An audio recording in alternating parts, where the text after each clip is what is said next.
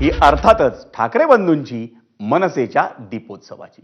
माजी मुख्यमंत्री उद्धव ठाकरे आणि मनसे अध्यक्ष राज ठाकरे यांनी संभाव्य राजकीय युतीच्या दिशेने आज आणखी एक पाऊल पुढे टाकलं आणि निमित्त होतं मनसेच्या दीपोत्सवाचं।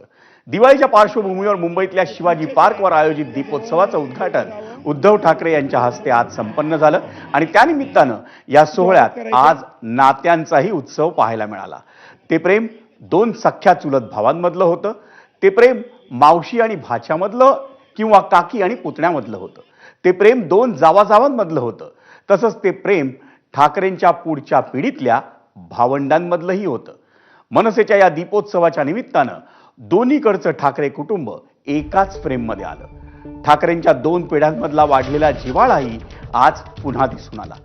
ठाकरेंच्या कौटुंबिक मनोमिलनासाठी प्रार्थना करणाऱ्या त्यांच्या समर्थकांसाठी शिवाजी पार्कवरचा दीपोत्सव हा डोळ्यात साठवण्यासारखा होता।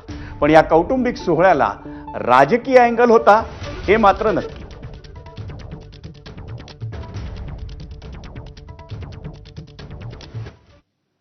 आणि मंडळी, आता पाहूयात मनसेच्या त्या दीपोत्सवावरचा खास रिपोर्ट।